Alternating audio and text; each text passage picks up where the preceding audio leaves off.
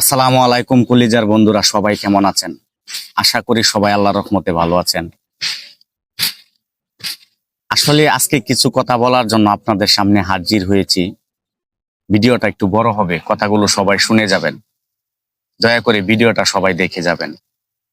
এই 2026 বিশ্বকাপ খেলা দেখে কার কি অভিজ্ঞতা হয়েছে আমি জানি না, তবে আমি সাধারণ মানুষ হিসাবে আমার যে অভিজ্ঞতা হয়েছে আমি সেখান থেকে কিছু কথা আপনাদেরকে বলতেছি। এই 2026 বিশ্বকাপে অনেক দলই খেলেছে। আমি ব্রাজিল করি। এখন হয়তো বলতে পারেন যে আপনি ব্রাজিল করেন, তাহলে এগুলো কথা কেন বলতেছেন?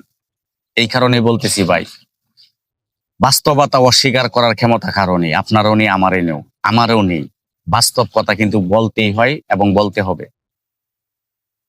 আর্জেন্টিনার খেলার মধ্যে ভুল হয়েছে, ভুল আবার সংশোধনও করেছে। ফিফার স্বার্থের জন্য ফিফা কিন্তু সবাইকে প্রচুর পরিমাণে সুবিধা দিয়েছে এবং ফিফার স্বার্থের জন্য কিন্তু ভালো একটা দলকে ফিফার মধ্যে রাখতে হবে এবং খেলাতে হবে, তা না হলে ফিফার স্বার্থ উদ্ধার করা হবে না।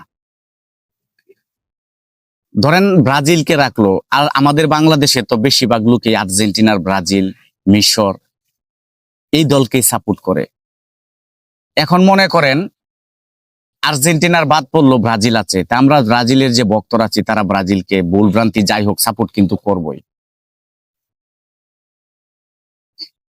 আর্জেন্টিনার ভুল হয়েছে, খেলার মধ্যে ভুল হয়েছে, তারপরেও কিন্তু আর্জেন্টিনার ফাইনাল পর্যন্ত গিয়েছে। ফিফার স্বার্থের জন্য আর্জেন্টিনারকে ব্যবহার করেছে, ফিফার স্বার্থের জন্য আর্জেন্টিনারকে ব্যবহার করেছে এবং ঠিক মতো আর্জেন্টিনারকে জাতাটা দিয়েছে, ঠিক জায়গায় নিয়ে আর্জেন্টিনারকে জাতাটা দিয়েছে।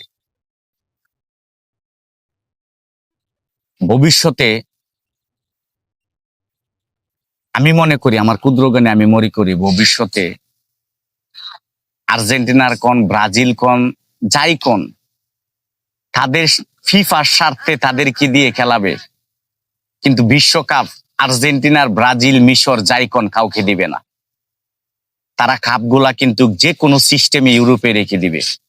আপনারা আমার কথাটা বিশ্বাস না হলে দেখেন, হয়তো আমি থাকবো না, কিন্তু আমার এই ভিডিওগুলো থাকবে। ফিফা ইউরোপের দেশগুলাই কিন্তু কাপগুলা নিবে, দেখেন। তা না হলে মেসি নিজে 8টা গোল করেছে,